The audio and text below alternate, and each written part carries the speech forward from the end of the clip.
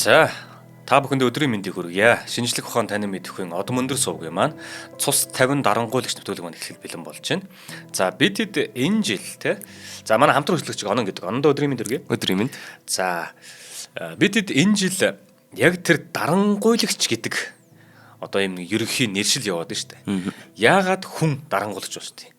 Энд чинь эхэндээ ерөн бид хоёрын одоо өнгөрсөн 30 хэдэн дугаар ярихад эхэндээ бол эднэр хувьсгалын цогтой тэмцэгч байна. Тухайн улсынхаа яг нэг хэрэгтэй цагт нь гарч ирж байгаа нэг баатарын юм шиг гарч ирээд байгаа. Гэхдээ нөгөө хүн маань яаж явж байгаа дарангуулагч болчдөг вэ? Дарангуулагч гэж хэлэгдэж байгаа болох тэгээд юу юунаас болоод дарангуулагч хэлэгддэг вэ гэх мэтчлэн. Тэр болгоныг нь сөхөөд ярьж байгаа. Маш гайхалтай нэг юм бол бид нэр одоо өнгөрсөн 20 дугаар зууны одоо дарангуулагч нарыг ярьж гин түүнээс өмнөх одоо эзэрхэг хаант улсын үеийн дарангуулагч нарыг ярьж гин нөхцөл байдлын хувьд өөр байгаа боловч хүн гэдэг тэр бод галын гаргаж байгаа зан чанар өөрөө тэр дарангуулагч гэдгийг тодорхойлдог юм байна гэдгийг бид нар мэдээд байгаа. Хажуугаар нь дэлхийн энэ олон улсуудын одоо энэ 5 дивизийн энэ тэнд байгаа тий бүхэл улсуудын өөр цаг хугацааны үед учраас бидэнд бас сурж мэдж авах хойц бас ойлгож явах ёстой тиймэрхүү зүйлс маш их гарч ирж байгаа маш их өгөөчтэй байгаа даа. Тэгээ энэ жил бид өхөн цус 50 дарангуулагч нэвтрүүлгээ та бүхэнд хүргээд эх жилийн од мөндөр сувгийнхаа 3 дугаар удирлын одоо уран бүтээлийн жилдээр бол бид өхөн шилдэг 50 удирдагчийг ярих гэж байгаа тийм. За тэгвэл дарангуйлагч эсрэг нь одоо. Тий. Удирдагч гэхээр яагаад удирдагч болчдгийг тийм. Юун тэр хүнийг дарангуйлагчаас ялгаатай байх. Аль аль нь л ингээл удирдах байгаа хүн байгаад шүү дээ. Гэхдээ яг аль нь тэр шилдэг удирдагч гэдэг энд нь ордог юм бэ. Ямар хийсэн үйлдэл нь гэдэг юм уу. Тэр хүнийх нь ямар зан чанар нь түүнийг удирдагч болгодог гэдгийг бид өхөн эрх хичээл ярих гэж байгаа. За өнөөдөр болохоор бид өхөн нэвтрүүлгийн маань хамтран ажиллагчаар Отривийн чөлөөтэй амьсгалцгаая ивент гэж ажиллаж байгаа. За мөн дээрээс нь чанарыг танд авчин хүүхэд бидний ирээдүй Bikotan Kids ажиллаж байгаа. За өнөөдрийн дугаар дээр ямар дарангуулагч ярих гэж байна вэ? За өнөөдрийн дугаар дээр Ben Ali гээд буцаад Африкийн нэг дарангуулагчийн талаар ярих гэж байгаа. За Африк гэсэн илүү бараг Арабын улсуудад ордог байгаа. Тэгээд нэг Арабын хавар гэж байдаг шүү дээ. Тэрнийг яг эхлүүлсэн дарангуулагч нь бол гэж нэрлэгдэх хүн байгаа. За тэгээд Түнис улсын талаар ярих гэж байна. Тэгээд Түнис улсын талаар жоохон мэдээлэл өгөхөд бол Түнис улс бол агуу их түүхтэй. Бараг 700 жил оршин тогтносон эртний Карфаген гүрний нийслэл Карфаген хот нь одоо Түнисийн нийслэлийн яг нэг газар байдаг байсан юм бэлээ. Карфагений гүрэн бол одоо оргил үедээ Африкийн хойд эргийн бүхэлд нь эзэлж исэн. Испани зүүн эрэг, мөн Корсик, Сардин, Малт болон Балерийн арлуудыг эзэлсэн маш том гүрэн байдаг байлаа. Тэгээд газар дундын тэнгисийн талыг нь эзэлж исэн гэсэн үг. Тэгээ Ромын эзэнт гүрний одоо хамгийн том дайсан учраас ромчууд тэднийг дийлж байж одоо бидний түүхээр мэддэг их гүрэн болох замдаа орж исэн. За Карфаген гэдэг тийм том эзэн гүрэн байдаг байлаа. Гэхдээ Түнис улс бол одоо энэ эртний Карфаген газар нутгийн байршлаас одоо бол баг өөр ямар ч юмар холбогдохгүй хамааралгүй гэж хэлж болох юм байлээ. Ердөөсө Карфаген эртний соёл, шашин, амьдралын хэв маягаас одоогийн Түнист үлдсэн бол ердөөсө байдгүй. Зүгээр л Арабын ертөнцийн нэгэн улс болж хувирсан гэсэн үг. Одоо бид нартэй харьцуулахад одоо хүнүүгийн гөрөнгийн үед байсан нүүдлийн малчин амьдрал, бөөний шашин, тэнгэр шүтлэг одоо бол Монголд байдаг. Тэрэн шиг бол Карфагены үзэл бодлууд бол ердөөсөө энэ Түнист бол байдаг юм байлээ. За тэгээд Түнис улс нь бол баруун зүгтээ Алжир, зүүн зүг талаараа Лив улсуудтай хилэлдэг. Нутаг дэвсгэр нь 163 мянган хавтгай дөрвөлжин километр. Монгол улсаас бараг 10 дахин жижиг гэж хэлж болохоор байгаа. Тэгээд 12.4 сая хүн амтай. Тэгээд нэг хүнд ноогдох дотоодын нийт бүтээгдэхүүн бол 4181 Америк доллар байна. Тийм учраас одоо Монголоос арай нэг жоохон бага гэсэн үг. Эдийн засгийн одоо үйлдвэрлэл, үйлчлэгээ, тэгээ хөдөөж авах аялал жуулч гэх мэтээр олон өөрөөр салбараар маш дайггүй харьцангуй сайн солонгорч ирсэн гэж хэлж болно. Тэгээд Зине Эл Абедин Бен Али гэж өнөөдрийн манад ярих гэж байгаа гол дүр нь 1936 онд маш олон хүүхэдтэй ядуурхан айлд төрж исэн. Тэгээд тэрнийг төрөхт нь Түнис улс бол тусгаар тогтноогүй Францын харьяанд байсан колони байсан юм билээ. Гэхдээ яг төрөх үед нь одоо үндэсний үзэл нэлээд дэлгэрээд өмнө самун гарч эхэлж исэн тий колонд байх хүсэлгүй байна гэдэг юмнууд гарч эхэлж исэн билээ. Тэгээд Түнисийн улс төрд одоо нэг 150 жил гаруй оршиж исэн. Тэгээд бараг 100 гаруй жил төрийн эрх барьсан Дестүр нам гэж байдаг. Дестүр гэдэг нь араб хэллээрээ үндсэн хууль гэсэн үг байхгүй. Тэгэхээр үндсэн хууль гэдэг нэртэй нам байна. За энэ Дестүр нам нь одоо 1861-ээс одоо 165 жилийн өмнө Араб ертөнцийн анхны үндсэн хууль бий болсон Тунисийн үндсэн хууль байгаад байгаа. Тэгэхээр бүр ихнээсээ энэ хууль нь гарч ирсэн гэсэн үг. Тэгээд Тунисийн улс нь одоо Арабын бусад улсуудтай харьцуулахад газар зүйн байрлалын хувьд Европтой бол маш ойрхон байдаг. Мөн Францын нөлөөтэй байсан учраас цаг үеэсээ их хоцордгүй одоо орчин үетэй ойрхон алхдаг байсан улс байдаг байсан байлээ. Тэгээд Дэстүр намыг тухайн үед одоо Тунисийн буржуа анги байгуулж исэн. Тэгээд эрс шийдэмгий хөдөлгөөн өрнүүлдэггүй. Тэгээд одоо Франц захиргаатаа дандаа хууль зүйн ёсороо яг асуудлуудаа хуулийн дагуу шийдэх гэж оролддог байсан байлээ. Тэгээд яг энэ үед ч одоо тусгар тогтнолын үзэл бодлууд гарч ирж яхад нам дотор байсан залуучууд нь энэ тэнцвэрлэлийн дагуу явж байгаа аргууд надад арай үлбгэр удаан гэж үзэжсэн байдаг. Тэгээд 1934 онд залуучууд нь салан тусгаарлаж Нио Дэстүр гэж шинэ нам байгуулж байсан. Нио Дэстүр гэдэг нь одоо шинэ дэстүр гэсэн үг. Нио гэдэг чинь шинэ гэсэн үг байхгүй юу? Тэгэд өмнөх дэстүр намын гишүүд нь одоо баян дажгүй амьдралтай хүмүүс байсан. Эдгээр ихэнхдээ одоо сүм хийд, элитүүдийн орд харш тэгээ урлагаар амар их эргэлддэг байсан. Гэтэл энэ нөгөө шинэ залуучуудад дүрсэн Нио Дэстүр нам нь одоо хот тосгонд ажилчин ангид чиглэс үйл ажиллагаа явуулж мастай ажил хайлт чагсаал цуглаан амар их зохион байгуулж байсан юм байлээ. Тэгэд яванда энэ хуучин дэстүрийн нам нь улс төрийн тавцангаас бүр ингэ Нио Дэстүртэй түлхэн гарсан байлээ. Яг ингэ залууч нь ард хэрэглээгөө илүү анхаард байдаг. Нөгөө хууччууд нь зөвхөн л өөрсдөө бодоод явагдсан учраас Нио Дэстүр нь яг энэ улсын гол нам нь болж хөрсөн байдаг. Тэгээд дэлхийн 2 дугаар дайны дараа Францын засгийн газар Тунисийн өөрийн эрх мэдэлтэй бол үлдэх гэж оролдож исэн. Энэ үед чинь маш их олон колониуд задарч исэн. Гэхдээ Тунисийг бол Франц авч үлднэ гэд залруулж исэн байлээ. Гэтэл энэ Нио Дэстүрийн залууч нь бол энд маш эсэргүүцсэн байдаг. Тэгэд энэ эсэргүүцлийнх нь хүрээндээ Францчууд намын энэ олон идэвхтэй тэргүүлэгчдийн бүгдийг нь баривчилж байгаа. Тэгэнгүүт одоо Тунисийн ард иргэд нь шууд эсэргүүцлийн хөдөлгөөн чагсаал цуглаа зохион байгуулалт эхэлж байгаа. Тэгээд одоо энэ партизанууд нь зам, гүүр, цахилгаан холбооны шугамыг тасалж Францын цэргүүдээс бүр хороож эхэлж байгаа байхгүй юу. Тэгээд одоо нэг баг Францын эсрэг дайн зарлах төвшөнд хүрж байгаа. Тэгжээтэл 1954 онд Франц колони арим Вьетнамд гутамшигт ялагдал хүлээсэн байдаг. Тэгээд энэ нь одоо Тунист маш том завшаа ашиг болж хувирж байгаа байхгүй юу. Ягаад гэвэл Францын шинэ ерөнхий сайд Пьер Мендес Франц гэдэг хүн колонидын улсуудыг арай байдал нь арай докторгүй байна тий. Колони эрх мэдлийг хадлахад хэтэрхий их зардал гаргаад байгаа учраас хэдийдээ улсуудаа одоо автономит хэлбэр өөрсдөө захирах эрхийг өгж исэн байлээ. Сая тэр нөгөө Вьетнамд ялагдчихна гэдэг чинь нөгөө Хо Ши Минь үе шүү дээ тий. Хо Ши Миньтэй дайн хийж байгаа шүү дээ Вьетнам улсад тий. Франц ч өөрөө колоничлогч орон гэдгээрээ одоо зүүн өмнөд Азиас гэх юм бол нөгөө Камбодиа тий. Камбож тий. Камбож, Вьетнам гэх мэт тэр улсууд ч их нөлөөтэй байгаа шүү дээ. Сүүлд бид хэд чинь нөгөө 2025 оны 2024 оны 12 сард л өдөө зүүн өмнөд Азиар явж байхад Камбожд очиж байгаа байна. Камбожд одоо хүртэл барилгууд нь тэр ихтэй Франц барилгуудтай. Тэгээ хүмүүсийнх нь нэр мөрн тийм Франц маягийн тийм нэрнүүдтэй хүмүүс. Тэгэхээр чи нөгөө нэг яг Камбожи чин колони байна гэдэг чинь тэр байгаа байхгүй. Тэгээ өглөөний цай маань шүү дээ тий. Одоо нөгөө Францын нэг юм барилгуудын нэг хийцэл байт юм да нэг цонхон дээр гараад ирэнгүүт юм жижигхэн юм шиг балконтой тий. Ингэж гарч ирдэг нэг юм тийм 3 4 давхар нэг цагаан юм үүд шүү дээ. Яг тэр. Тэгээд өглөөний цай маанд нь яг ингээд нөгөө нэг Францын талах малах тий. Тиймэрхүү юмуд хүртэл одоо хүртэл тэр Камбож гэдэг улсад байна. Тий. Тэгин гол тэр нөгөө Вьетнамыг бас харж байхад Вьетнам дээр чинь Европын холбоо ордог, Америк ордог, тий, Франц ордог, Хо Ши Миньтэй байлддаг. Хо Ши Минь чинь бүгдэнтэй нь байлдаж ялаад Хятадтай, Камбожтой, Францтай, Америктай нь байлдаж ялаад улсаа авсан гэсэн байдаг шүү дээ. Тэгэхээр яг тэр үед Франц Тунис дэх бодлогоо өөрчилж ийсэн байх юм тий. Тэгж байгаа. За энэ Вьетнам чинь ийм асуудал үүсгээд авах юм бол за бид нар одоо энэ Тунисыг бас өөрсдөө нь захируулъя гэдэг шийдвэр гаргаж ирсэн юм байлээ. Тэгээд 1955 онд Франц Мароккод бас тусгар тогтнолыг өгсөн байдаг. Бүр яг тусгар тогтнолыг. Тэгэнгүүт одоо нөгөө Тунис улс чинь Мароккод барьцаж эхэлж байгаа байхгүй тий.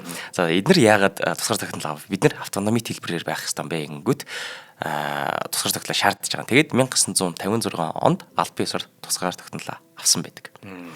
За тэгээд Бен Али энэ үед бол залуу байсан. Тэгээд Тунисийн Сүсэ хотын хөгүүдийн лицей сургуульд сурч байгаасаа эхлээд нийт дэстүр намын хөдөлгөөнд маш их идэвхтэй оролцож эхэлж байгаа. Баривчлагдаад шоронд сууж илаа, сургуулиасаа хөөгдлөгээд маш их олон үйл явдлууд оролцоо явж исэн. Гэтэл 1956 онд чинь Түнис улс тусгаар тогтнол авчингууд энэ нийт дэстүр нам дотор байсан залуучууд нь амар гоё сайхан боломжууд гарч ирж байгаа байхгүй тий. Тэгээ юунийхээ хүрээнд энэ Бен Али Францад очиж цэргийн сургалтанд хамрагдсан байдаг. Тэгээ дараа нь бүр Америкийн нэгдсэн улсад очоод тагнуул ба агаараас эсэргүүцэх байлдааны бэлтгэлд хамрагдаж байсан юм байлээ. Тэгэхээр одоо бидний өмнө Африкийн гарч ирж исэн дарангуулагч нар ярьж байгаа ч дандаа нэг цэргийн том албан тушаалтай хүн байж исэн бол Бен Али чинь арай илүү тагнуулын аппаратаар дамжиж ирсэн хүн байгаа байхгүй юу. Тэгэд тухайн үед одоо Түнисийн төрийн удирдлагад нийт дэстүр намын дарга Хабиб Бургиба гэдэг хүн байсан. Энэ Бургиба бол одоо улс төрийн хүчнүүдийн хооронд нь тэнцвэржүүлэх аргаар төрийг удирддаг ерөнхийлөгч нь байсан байлээ. Одоо нэг нам дотроос нэг дажгүй улс төрч эсвэл одоо нэг цэргийн офицер гарч ирэх гэдэг нэр нөлөөтэй болох гээд байвал шууд өсөлтийг ингээ зогсоочдөг, шууд хаачдаг. Тэгээд яаж саад хорийг тавьдаг байсан бэ гэх юм бол шууд гадаад руу цөллөгт явуулчихдаг байсан юм байлээ. Одоо нэг очиод элчин сайд хийчихээ гэдэг шиг. Тэгээд нэг амар асар хурдсаа твшиж байсан Бен Алиг Мароккод очиж 3 жил цэргийн аташаар ажиллаж исэн юм байлээ. За нам дотор жоохон нэр хүндтэй болоод эхлэнгүүд нь шууд холтлоо явуулчихдаг. Энэ хувьсгал гэдэг чинь яг бөөрөө аваад авалцдаг юмсан тий. Зэрэгцээ байгаа улсуудад халдаахгүй бол айгүй юм идэг штэ нөгөө колоничлогч орнууд нь тий. Тийм. Тэгэхээр энэ Бургиба гэдэг хүн чинь бас нэг янзын одоо анхны ерөнхийлөгч нь байгангууд бас нэг дарангуулагч гарч ирж байгаа харагдаад байгаа байхгүй тий. Бас л ялгаагүй нөгөө дарангуулагч гэдэг хүн чинь мундаг удирдагчаар сямар ялгаатай гэхээр их мэдлэг ердөөсө сулж тавьж өгдөг. Дандаа л өөрөө бариад явцдаг хүн байгаа. Тэгээд энэ Бен Али Мароккод 3 жил байж яхад Түнисийн дотоод байдал амар хэцүүдж эхэлж исэн. Үйлдвэрчний эвлүүд болон нийт дэстүр намын хооронд одоо хагарал гарч дайснууд болж хуурж исэн байлээ. Яг гэвэл 1977 онд дэлхийн техник газрын тосны хямрал болж исэн. Тэгээд Түнис улс одоо ургац алдаад хоол хүнс өргөн хэрэглээний барааны үн тэнгэр төрж байгаа. Тэнгүүд бас ядаж Хабиб Бургиба гэдэг хүн чинь өөрөө маш нас дээр гарсан байсан. Бараг 70 хэдтэй удирдахч байгаад байгаа байхгүй юу.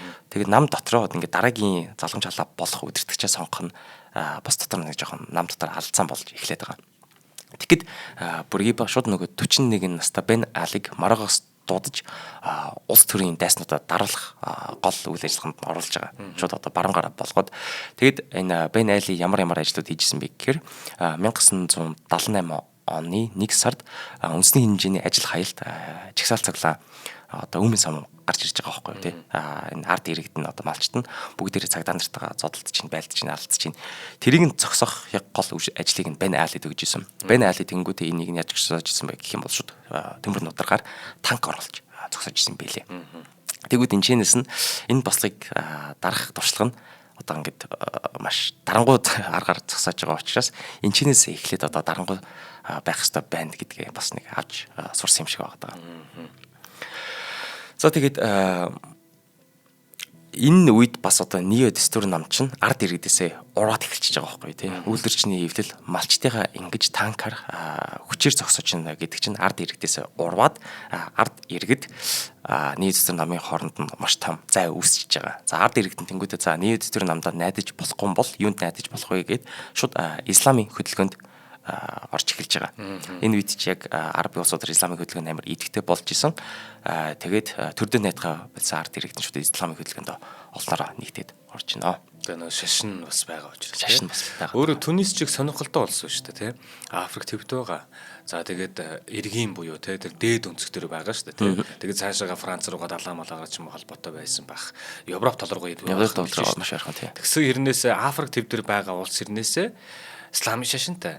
За нөгөө Египт адилхан л багтаа. Гэхдээ яг эхлэлийг харах юм бол исламын шашинтай. Тэгсэн хэрнээсээ Европ одоо юу гэдгийг нэг юм төрийн системээр яваад идэг байсан те. Тэгж яагаад өөрөөсөө гардаад авчиж байгаа. Тэгэнгუთ лидерт хэцүү байгаа зүйл нь шашнаараа бас дахиад нөгөө нэг өөр нөлөө очих гэдэг боломжтой те. Улс төрийн нөлөө очих гэдэг боломжтой. Тэгээд байгаа. Тэнгүүд ядаж энэ дарангуулагч гэдэг хүн чинь ямар ч нөлөө оруулахгүй тулд исламын шашныг бас ингэж хаах гал хичээгээд идэм байлээ. Тэгээд 1970-аад оноос эхлээд Ливийн дарангуулагч Мемар Гаддафи гэдэг бас хүн байсан. Энэ Гаддафи тэгээд Түнисийн дотоод хэрэгт жоохон гар дүрч эхэлж байгаа. Тэгээд 1974 онд Буркиба Каддафи 2 Лив Тунис улс хоёрыг нийтгэхэд Арабын Исламын бүгд найрамдах улсыг байгуулах тохиролцоонд хүрж исэн байлээ. Гэтэл энэ тохиролцооноос нь Буркиба хэлсэнсээ буцсан байдаг. Тэнгүүд Каддафи нь шууд дургунд хүрчиж байгаа. Тэгээд Буркибаг энэ Буркибаг зайлуулъя гэд хэд хэдэн арга хэмжээнд авч эхэлж исэн. Тэнгүүд улс дотор нь одоо ингээ нөгөө иргэний дайн шиг болох гэдэг байгаа шүү дээ. Өмнө саман болж байгаа гут Каддафи энэ боломжийг нь ашиглаад Тунисийн зэвсэгт эсэргүүцэл гэдэг нэртэйгээр цэргүүд оруулж исэн бэлээ. Гавса гээд одоо уурхай түшгэлсэн хотыг эзэлж аваад радиогоор шууд ард иргэдлүүн энэ засгийн газрынхаа эсрэг бид нартэй тэнцээч, засгийн газартайгаа байлтцгаа гээд зарлаад эхэлж байгаа байхгүй энэ хотоос. Гэтэл ард иргэд нь бол энийг нь ердөөсөө уриалгыг хүлээж аваагүй байдаг. Бүр эсрүүцсэн бэлээ. Энэ үйл явдал болж яхад Бен Али чинь нөгөө иргэний дайна зогсоочод буцаал ялгаагүй Польшд очоод сайд ижсэн. Элчин сайдаар ажиллаж ирсэн. Яагаад гэвэл одоо бас ялгаагүй эрх мэдэлтэй болох гээд байна гэд цөлөлт болсон. Явуулсан байгаа дээ. Тэгэд Польшоос буцаад авчирч ирээд энэ цэргүүдээ өдөртүүлж исэн бэлээ. Тэгээд бүр сүүлдээ ятгаа байсандаа болоод Америк нэгдсэн улс Францаас тусламж авч иж энэ Каддафигийн цэргүүдийг нэмсэн устгаж исэн. Тэгэхдээ энэ үедээ бол энэ Буркиба Бен Алиг буцаагаад гадах шиг явуулаагүй. Оронд нь за ийм гаднаас маш их дайсангууд орж ирэх гээд байна. Жижигэн өөрөө тагнуулын мэргэжлийн суртай хүн учраас манай улсын тагнуулын институтыг бүрэн шинжилээд энийх нь өдөртөгч нь болооч гэд алганд шалгаж ирсэн байлээ. Үндэсний аюулгүй байдлын ерөнхий даргаар тамилж ирсэн байлээ. За хамтран хэлж ярьж байгаа. За тэгээ. За тэгээ. Сайн нэрэ Польш гэснээс нөгөө тэр Египтэд явж байхад Египтийн тэр нэг тэр чинь Луксор үлээ дээ. Тэр хотын тэнд ингээ байрлаж ирсэн.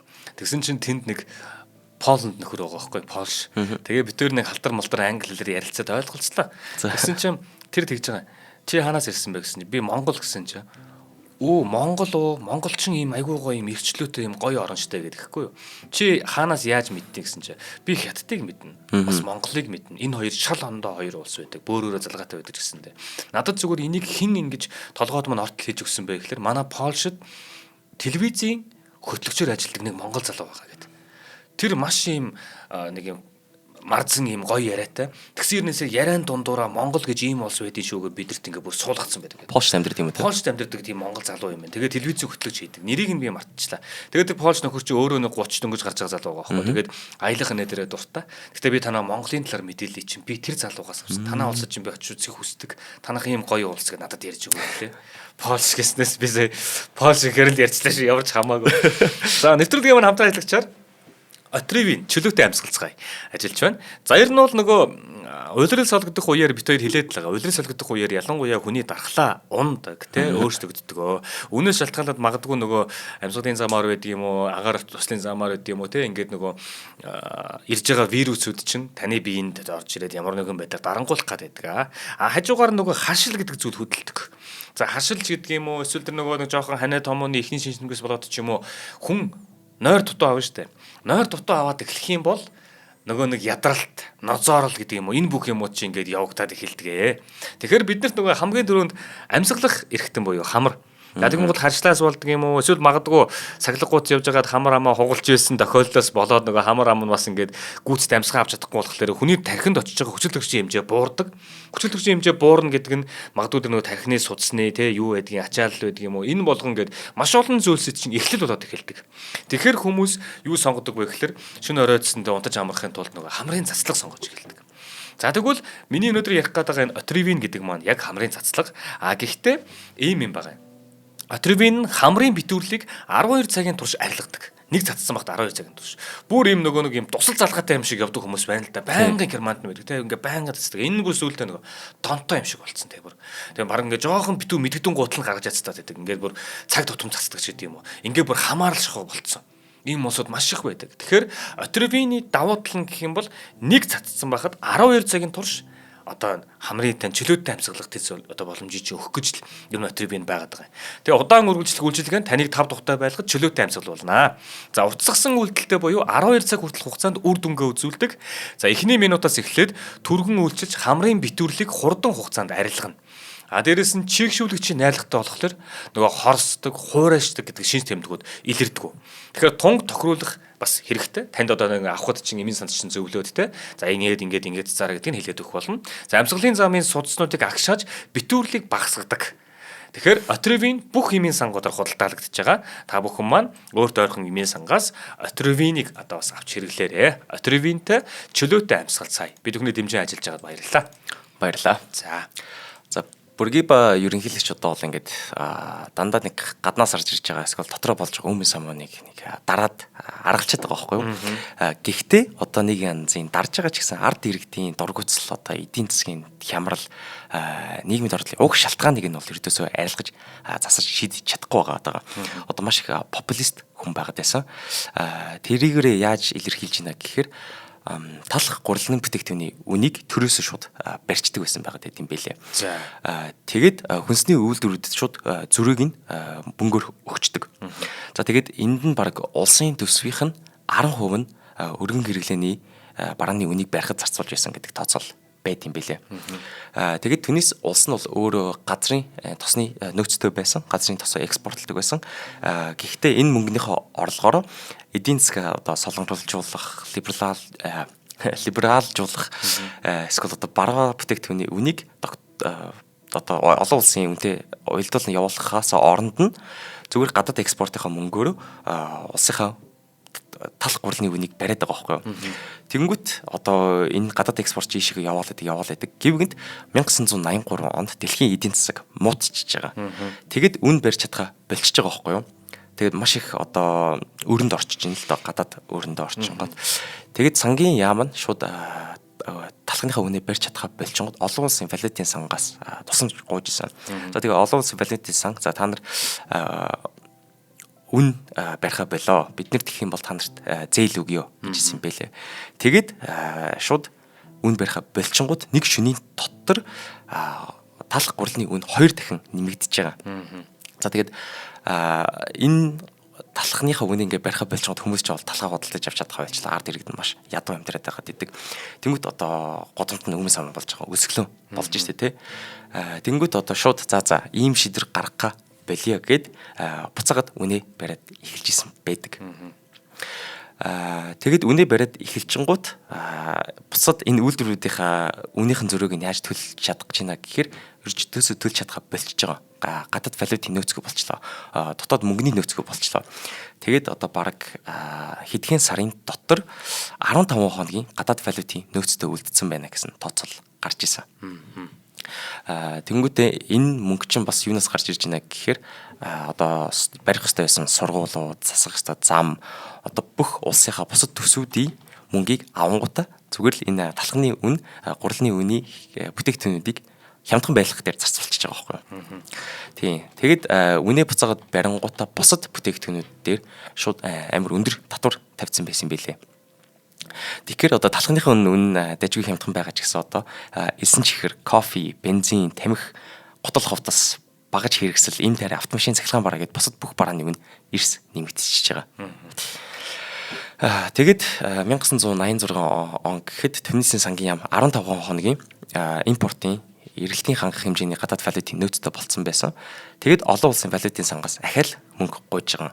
Олон улсын валютын сан тэгэнгүүт за бид нар та нарт мөнгө чи олгоё. Гэхдээ та нар одоо бүр өмнөшгөө ингээд бидний өгсөн мөнгийг үн сулчна гэчээд буцаага барина гэсэн юм бол байхгүй. Тэг хэд ихэнх хатуу шаардлагууд тавьж исэн байдаг. Тэгэд одоо энэ үед чинь Бургиба ерөнхийлөгч чинь 83 настай байсан. Тэгэд гадаад авсан мөнгөөрөө шууд дотоод асуудлуудаа шийдчихэж байгаа. Гэхдээ дотоод асуудлаа бүгднийг ерөнхий сайдтай тохоохоор шийдсэн байдаг. Тэгэд ерөнхий сайд Мазали шууд халагдсныхаа дараа за би баг өгөх юм байна гэдгийг мэдээд Алжир руу явган цугтаж оргонж ирсэн юм билээ. Одоо нэгэсэндээ өнгөрсөн бүх зүйлийг те хин нэгэн аваад унахгүй бол тэр нам төржигтэй асуудал орох гэдэг шүү дээ. Тэгэхээр нэгэндээ өгөөд нөгөөт нь тэгэл намынхаа төлөө юм яа тэр бүх бурууг аваад ингээд холдож ийн гэсэн үг юм байна. Тэгээд нам нь одоо манай намын тэр буруу ажилласнаас болоод ийм юм болж ийсэн гэж нөгөөдгөө золиослон гутлаа. Өөртөө дахиад үдээд эхэлж байгаа юм тий. Тэгж байгаа. Тэгээд энэ үед одоо Бен Али бол дотоод хэргийн сайд болоод дэвшчихсэн байсан. Тэгээд Бургиба тэрнийг шууд дараагийн ерөнхий сайд болох албан шалд томилж исэн билээ. Харин Бен Али ч одоо ерөнхий сайд болоод бараг 1 сарын дотор цэргийн эмчнэр бүгднийг цуглуулж хагаад Бургибаг эрүүл мэндийн хувьд улсыг удирдах тэнцэхгүй гэсэн дүгнэлтүүдийг гаргуулжсэн. Тэгээд тэрнийг огцруулангуудаа шууд өөрөө ерөнхийлөгч болж байгаа байхгүй. Энэ үед чинь Бургиба бол бараг 84 настай маш зөнөрч байгаа өвөө болсон байсан юм бэлээ. Тэгээд өөр ерөнхийлөгч болонгуудаа одоо зарчим ёс суртахуун, эдийн засгийн хөгжил, шинжилэл тэгээ хуулийн засаглалыг амлаж гарч ирж байгаа. Тэгээд эхний 5 жилийн дотор одоо хэдэн зуун улс төрийн хоригдлыг солилж исэн. Тэгээд зарим нэг хувийн хвшлүүдийг зөвшөөрч гараа гайгүй хувийн хвшлүүдийг чөлөөтэй ажиллаж эхэлж исэн юм бэлээ. Тэгээд дэстүр намыг өөрчлөөд нэрийг нь арчилсан үндсэн хуульт сэргэлт гэж нэрлээд ерөнхийлөгчийн бүрийн эрхийг хугацаатай болгож исэн байлээ. Тэгэд 2хан жилийн дараа одоо бүр 1989 онд сонгуулиар Бен Алигийн үн төрх нь гарч ирж байгаа байхгүй юу? Нөгөө исламын хөдөлгөөн ч улс төрд идэвхтэй болж байгаа гэж өмнө ярьжсэн шүү дээ. Тэгээд исламын хөдөлгөөн сэргэн мандалтын нам гэдэг нам байгуулад энэ парламентын сонгуульд оролцох гэж исэн юм бэлээ. Тэгсэн чинь Бен Али шашин цуурсан нам байж болохгүй гэд энэ намыг зөвшөөрөөгүй. Тэгэхээр энэ намынхан гишүүдийн бүгдийг тараацсан гэсэн үг. Тэгээд энэ 1989 оны сонгуульд исламын хөдөлгөөний төлөөлөгчд нь бүгдээрээ бие дааж орж исэн. Нам байхгүйгээрээ. Тэгээд Бен Алигийн нам энэ сонгуульд 80% саналаар ялалт байгуулж исэн. Харин энэ исламын хөдөлгөөний нэр дэвшигчд нь нийт дунджаа бараг 15 орчим хувийн саналыг авч исэн бэлээ. Гэхдээ энэ нь одоо яад юм Бен Алид хитрхи их санагдсан байж магадгүй байгаа. Тэгээд энэ дэр нэмээд хажууд талын хөрс зэрэгэлдээ альжирт исламын хөдөлгөөний хүчээ авч иргэний данд хүрэх гэдсэн байхгүй юу? Тэгэхээр энэ дотор нь исламын хөдөлгөөнийхэн хүмүүс нь ингээ өөрийнх нь эсэргүү ажиллаад байна. Хажуудлын хөрс зэрэгэлдээ ингээд исламаас болоод иргэний дайн болох гээд байна гэд энэ яг исламын хөдөлгөөний эсрэг маш хатуу арга хэмжээ авчихсан. Тэр нь юу байсан бэ гэхээр олон 10 мянган энэ гишүүдийг нь шууд барьчилж эрдэн шүж цүлж эхэлсэн байдаг. Тэгэхээр өөрийнхөө дайсангуудыг нэг нэгээр байхгүй болгож эхэлж байна гэсэн үг. Тэгээд Бен Али ч бол өөрөө дотоод хэргийн яамын үйл ажиллагааг удирдахжсэн. Тэгээд өөрийнх нь ерөнхийлөгч байх үед энэ бүр өргөжөд томорж исэн байдаг. Бүр Түнисийн бүх үйлчлэгээний газар сүм дугуйн тэдний нүд чихэд нь бүгдээрээ сонсож тагнуулын үйл ажиллагаа явуулдаг байсан бэлээ. Тэгээ штэ. Манай баруун хязгаарт гэсэн дээ тий. Ер нь бол шашин шүтдэг эс шүтг нь ухаан хүний эрх шүү ер нь бол. Тий. Ер нь зүгээр ингэж байгаа байхгүй. Улсаас наадах чинь харахад улсаас нь ямар нэгэн ажил явуулах гад улсаас нь инглиш дээ тий. Ийм хил хязгааргүйгээр ямар улсын иргэн байхаас нь үл шалтгаалаад тэр шашнаар эн чинь нөгөө нэг хичнээн улсын юм итгэл үнэмшилтэй тэр одоо шашиндаа үнэнч хичнээн улсын юм хэдэн сая тэ хүмүүс байгаа байхгүй. Гэтэл нөгөө нэг улс нь болохоор нэг улсын ажил явуулах нэрийг болонгууд тэнд нь байгаа исламын шашинтай хүмүүс нь одоо тэр нөгөө нэг сүмээрээ дамжуулаад ч юм уу мөрөглөөрөө дамжуулаад ч юм уу ерөнхий итгэл үнэмшлээ авчаад байдаг. Тэр байтугай улсын нийслэл нь өөрсдөнд нь байсаар байтал нөгөө нэг Сауди Араб руу тэ нөгөө нэг Каба гэдэг чинь Каба руу харж өдөр 5 удаа мөрөдгөө бодлоо. Тэгэхээр улсынхын туг нь энд байлаа гэж бодъё. Зүгээр тухайн Түнис гэдэг улсынхын туг улсдаа зүтгэнэ гэж бодож идэг тийм хүмүүс байлаа гэж бодъё. Тэгвэл 100-ных нь хэдэн хувь нь бүгд өдөр 5 удаа тэр исламын тэр нөгөө нэг шашинтай улсуудынхаа бөөнөрөө харж итгэдэг нөгөө Мекка гэх хот байгаа шүү дээ тий. Тийшээ харж өдөр болгон 5 удаа мөрөдгөө бодохгүй. Тэгэхээр тэр хүний сэтгэл зүрх тэр улсдаа байна уу тэр шашиндаа байна уу тий. Тэгэхээр чи ингээд юу гэдэг юм те улсынхаа эрх ашигаас илүү шашнаа тавьчих байгаа л да. Гэтэл тэр улсын иргэн байгаад байдаг. Тэр улсын ямар улсын иргэн байгаас үл шалтгаалаад бүх итгэл үнэмшил одоо шүтэн нь өөр газар байгаад байгаа шүү дээ. Тэгээ бодохоор энэ эвгүй улс уугац те. Их эвгүүд юм эмзэг улс уугац те. Тэгээд одоо энэ исламд бүгд ингэ нэг янзын хориглож барьчилж эхлэдэг байгаа байхгүй. Тэгээд одоо энэ дотоод хэргийн яам нь энэ Түнис улстай бараг жижиг төрийн дотор төр болоо хөөрчиж байгаа. Тэгээд 1987 оны байдлаар дотоод хамгаалахын салбарт ажилладаг болсон хүчний тоо 40 мянга байсан байгаа байхгүй. Маш өндөр тоо. Гэтэл 2010 он гэхэд яам нь 150 мянган хүнтэй болсон байгаа. Тэгэхээр 10 сая хүнтэй улсын хувьд 70 хүн тутамд нэг нь дотоодын хамгаалах ажилтан байна. Тэгээ эдгээр дандаа би нэ тагнж сонсож одоо ерөнхийлөгчд юу болж байгаагаа мэдээлдэг болцсон байна. Тэгээ энэгээрээ дэлхийн нэгт ордог үзүүлэлтээр байсан байлээ. Тагнаад чагнаад эхлэн гэдэг чинь л те. Ийгүү те. Тэгээд ядаж энэ дотоод хэргийн яам нь одоо төсөв санхүүжилтийн хувьд бол хамгийн их мөнгөтэй яам болоо хуурчиж байгаа. Одоо бусад яам нь ямар ч төсвийн мөнгө гэдэр байхгүй байсан бол энэ дотоод хэргийн яам нь хамгийн сайн хангамжтай, хамгийн өндөр цалинтай болчихж байгаа. Тэгээд энэ яам дотроо үндэсний цагдаа, үндэсний гард, төрийн хамгаалах алба, нийгмийн эмх журмын цагдаа гэсэн 4 аппараттай. Тэгээд эднэрийнх нь чиг өөрийн дандаа бие биентэйгээ давхцдаг. Тийм учраас энэ 4-ийн аппаратыг удирдах байгаа хүмүүс дандаа бие биенийгээ матаж шоронлоо явуулдаг байгаа. Тэгэхээр энэ дарангуулагчийн талаас юу гэж харж байна гэхээр энэ 4 хүн бие биентэйгээ алцаад ах юм бол хизэж дарангуулагч лугаа дээр нь байгаа ерөнхийч лугаа дайрах боломж гарч ирэхгүй байгаа байхгүй юу. Тэгэхээр өөрийг нь унгах ямар ч хүчрэх хүн гарч ирэхгүй байна гэсэн бололцоогоо тогтоолчихж байгаа. Тэгээд энэ жирийн иргэдийн төвшөнд гэх юм бол одоо ажилд орох эсвэл бизнес эрхлэхийг хүссэн хүн болгон заавал намын гишүүн болох шаардлагатай болчихж байгаа. Угаасаа нэг нам байгаа. Тэгээд энэ намдаа оролцохгүй бол ердөөсөө улсаас ашиг авахгүй гэсэн үг. Тэгээд одоо дүүрэг хороо болгонд нь хэсгийн төлөөлөгч гэж ажилладаг. Одоо тэр хэсгийн төлөөлөгч гэдэг нь ямар үүрэгтэй байна гэх юм бол хорооныхоо хүн болгоныг таньдаг. Тэгээ хэний гэрт очиж юу ярьж байгааг дандаа мэдэж чагнаж сонсдог тагнадаг хүн болоо өөрчиж байгаа байхгүй юу. За хоёул хамтран хэлэгч ярьж. За тэгээ их танил юмуд яваад шүү. За нэвтрүүлгийн хамтран хэлэгчээр чанарыг танд авчирна хүүхэд бидний ирээдүй Бикутанг хийц. За ер нь бол амин дэмэр баялаг өвлгээ бид өхөн өнгөрсөн өвлийн дугаарууд дээр маш их ярьж хэллээ. Манай нэвтрүүлгүүдийг одоо ингээд манай Linus Med компани хамт олон маань яг ингээд улирлалтанд харуулаад тэгээ бүтээгдэхүүн танилцуулаад ингээд яваад байгаа. Тэгэхээр амин дэмэр баялаг өвл урайн дор хүүхэд багчуудын дархлааг дэмжих олон төрлийн амин дэмүүд ашигтай бактери эрдэс бодисыг нэг дор агуулсан нийлмэл найрлагатай 4 төрлийн Бикутанг хүүхдийн витаминыг та бүхэндээ санал болгож байсан. За тэгээ түрүүний миний хэлдгээр ялгаа байхгүй одоо нөгөө зөвхөн өвөл гэлтгөө. Яг энэ нөгөө нэг ханаа томооны одоо юм дэгдэл текскэд гэдэг юм чинь яг тэр улирал солигдчих үед шүү.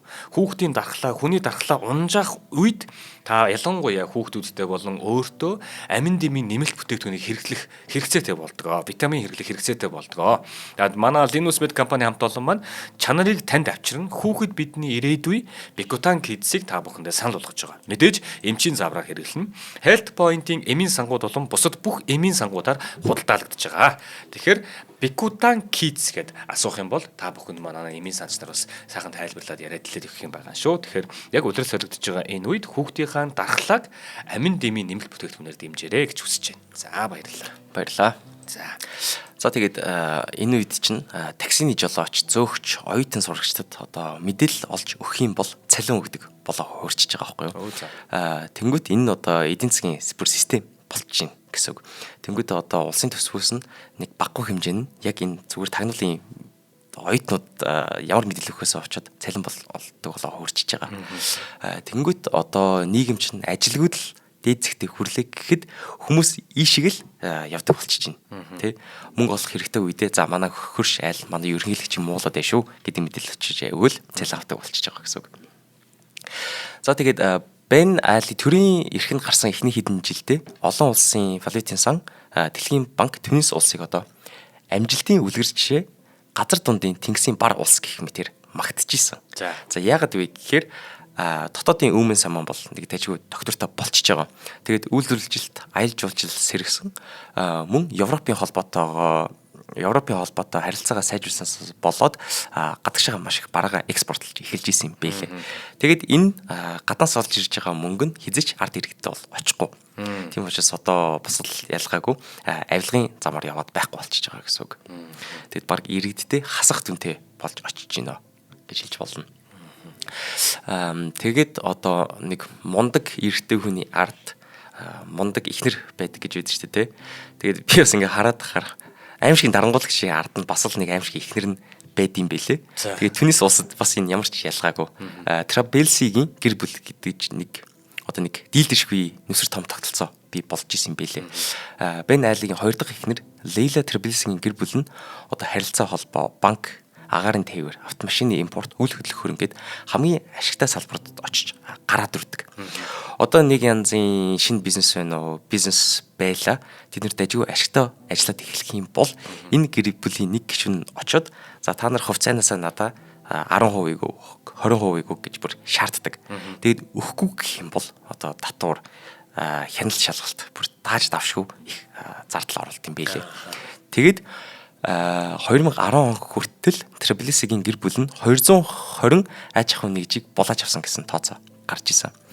Тэгэхээр одоо бүр төрийн авилгын тогтолцооноос илүү гэр бүлийн мужлогийн тогтолцоо болоод хөөрчиж байгаа юм. Тэгээд 2002 онд Аль-Каида бүлэглэл нэг сүмийн гадна байгалийн хийтэй цистернийг дэлбэлээд 14 герман жуулчид амь насаа алдсан байдаг.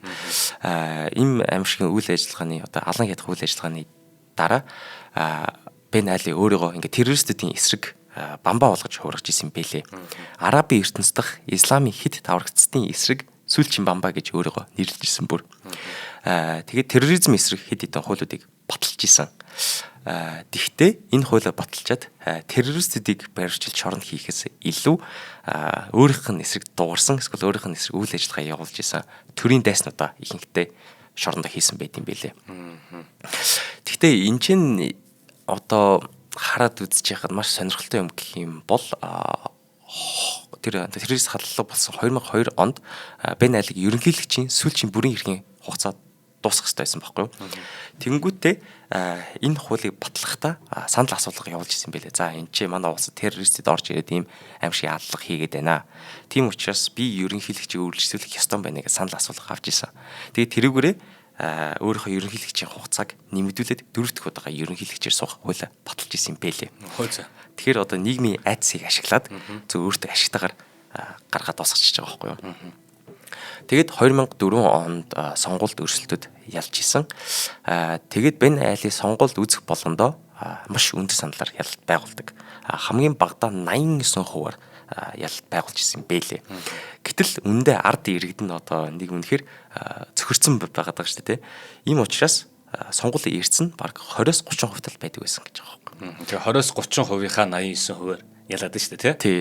Тэгэхээр ард иргэд нь бүгдээрээ ууланд ирээд саналаа өгсөн бол Бен Али хэж гарахгүй байх байсан баг. Тийм юм байна угаасаа. Нөгөө иймэрхүү зүйлс байж хийж гэдэг юм уу те. Ер нь энэ түүх өнгөрсөн дотор чинь юу байгаад байгаа юм гэхээр ирээдүйн тэр болохгүй гэсэн зүйлүүд чинь байгаад байгаа. Одоо жишээл энэ нөхөр чинь ингээд нийт сонгол өгөх насныхаа те 100% одоо 100 хүн ирээд сонгол өгөх ёстой байлаа гэхэд л нөгөө 80 сонгол өгөхгүй 20 ирээд сонгол өгдөг. Нөгөө 20-ийнх нь 18 дэмжингууд л ерхийлэгч гэдэг. Гэтэл 100% байгаа нэг ард түмний чинь оролцооны 80% нь байхгүй болсон байдаг. Ийм зүйлс урд нь гараад ирсэн учраас л бид бүхэн одоо нөгөө нэг ийм сонгуулийн эрцийг эхлээд тавьдаг те. Эрц нь дор хаяж тэдэн хүн байж иж энэ сонгуулийн одоо юу гэдгийг үйл ажиллагааг одоо үнэн бодит болсон гэж хүлээн зөвшөөрнө гэдэг ч юм уу. Энэ юмуд чинь өнгөснөөс л гарч ирээд байдаг те. Тэгвэл одоо яа энэ 50% эрсдэлтэй сонгуулийнх нь 25%-аар нь ялалт байгуулчих юм бол тэгэл Монголд гэх юм бол 700 мянган хүний саналаар ялалт байгуулчих шүү дээ. 4-ний 1 зөвшөөрсөн болоод үлдсэн 3 нь зөвшөөрөөгүй болчихж байгаа байхгүй. 4-ний 1 нь л юм дэмж гаргасан болж байгаа байхгүй. Тэгэхээр санал очиж их амар чухал байгаа байхгүй. Чухал. Тэгээд хэвлэл мэдээллийн хувьд Бен Алигийн хамгийн том дайсан нь юу байсан бэ гэхээр интернет байсан. Одоо тиймээс одоо YouTube, Facebook, Dailymotion гэдэг сайтуудыг бүгднийг хоригдж исэн. Гэвч залуучууд ч бас дэжгүй ухаантай учраас VPN ашиглаад сошиал медиа дээр нэвтэрч чаддаг болчиход байгаа. Тэгээд сонгуулийн үеэр залуучууд очиж яадаг байсан бэ гэх юм бол одоо энэ санал авах байрууд дээр очиод шууд бичлэг хийгээд одоо байсан бол шууд лайв хийгээд фэйсбүүкээр цацчихж байгаа. Тэгээд энэ сонгуулийн байрууд дээр ч одоо тий 10 хүнээс 2 нь л очиж штэ. Тэнгүү сонгуулийн байрууд нь хов хоосон байгангууд хэлж байгаа байхгүй юу. За энэ сонгуулийн байрууд ч бүгдээрээ хов хоосон байна штэ.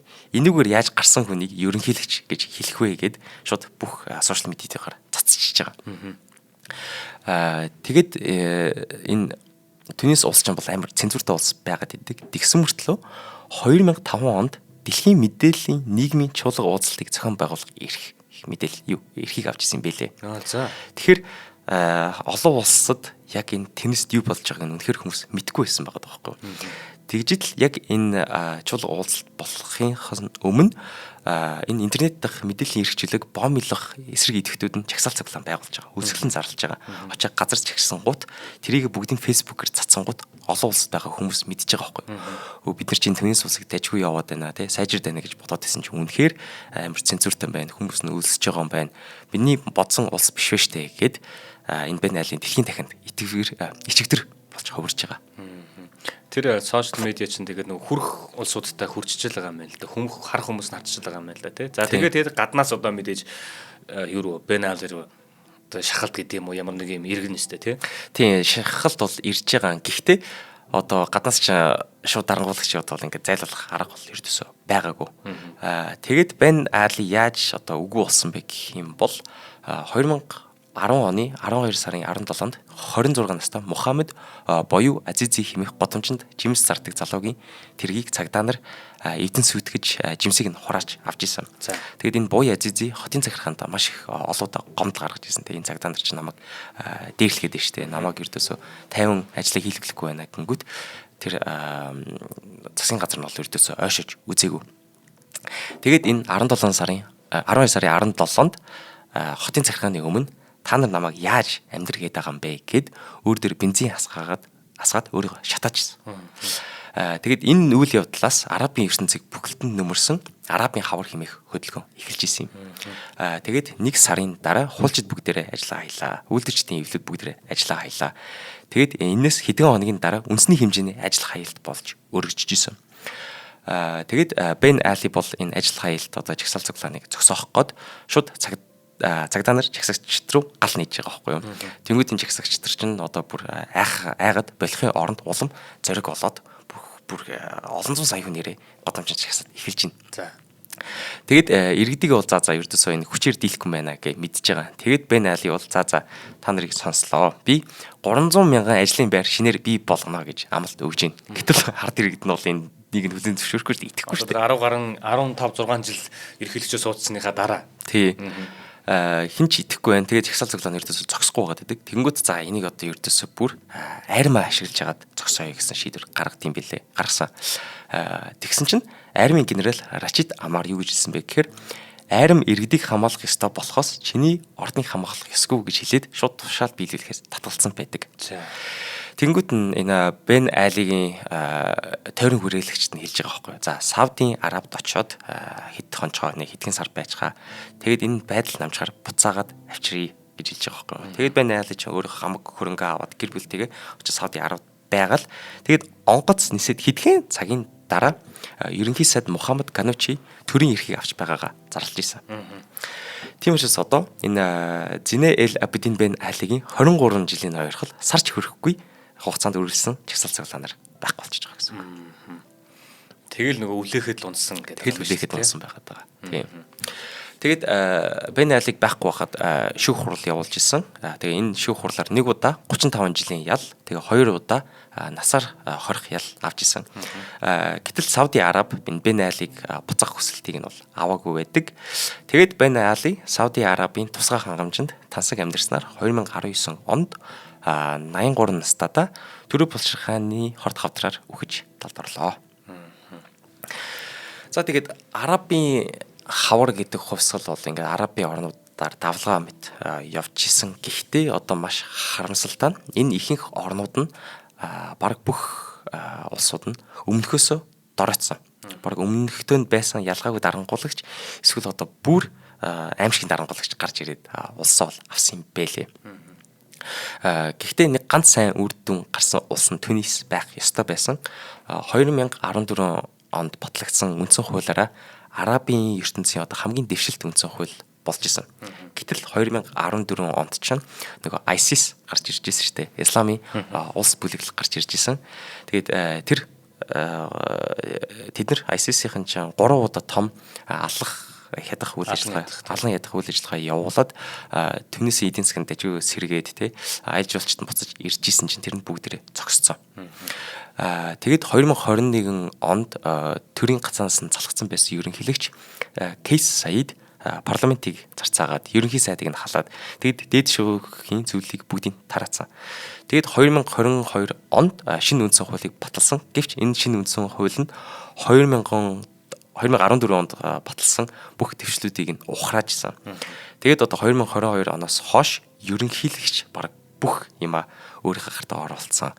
Буцаад дарангуй улс руу шилжиж орж байгаа улс гэж хэлж болохоор байгаа. Тэгэхээр одоо Тунисийн улс бол одоо том бүрхэг тодорхойгүй улс болсон байна. Харин тийм ээ. Энэ ингээд байгаа. Тэр Египтэд явж байхад За Турк бол бас ислам шашинтай ч гэдэг юм уу те. Бас тэгээд нөгөө нэг юуны шашин гэдэг өөр бас шашингууд байдаг учраас ер нь бас Европ төвд бас байдаг учраас те Европ Азийг одоо холбож байгаа гол байгаа улс шүү дээ.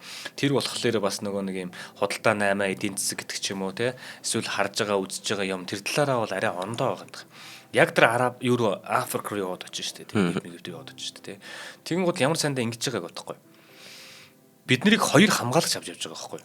Тэгээ ингээд том юм цувн дотор юм нугалдаг акада би яриадсан шүү дээ. Нугалдаг юм шүршдэг буута. Тэгээд ресторан бүх юмныхан гадна дээр хамгаалагч нь бүгдээрээ юм буута. Тэгээд гаднаас ирж байгаа аялал жуулчлал хийсэн хүмүүс энийг автобус байлаа хүмүүс заавал хоёр хамгаалагч байдаг. Тэр хоёр хамгаалагч ингээд буугаал хамгийн ард нь яваал хүн амьд нь хаана явж яаж хийж ингээд явдаг. А зогсож болохгүй газрууд байгаа. Тэр мөрөөгөө зогсох юм бол тэгээ жуулчд муулчдыг барьцаалах тий. Одоо ингээд шашныхаа дагуу байх стахал нөгөө нэг яг тэр нөлөө нь байгаад гэсэн үг байхгүй. За нэвтрүүлгийн маань бэлтгэр гэдэг онондоо баярлалаа. За тэгээд Отревинтэй чөлөөтэй амьсгалцгаая. Бид бүхний дэмжиж айлсан Отревиний хамт олондоо баярлалаа. Мөн дээрээс нь чанарыг танд авчирна хүүхэд бидний ирээдүйд Bikotank-с бид бүхнийг дэмжин ажиллаа. Баярлалаа. Дараагийн дугаараар уулзъя. Баяртай.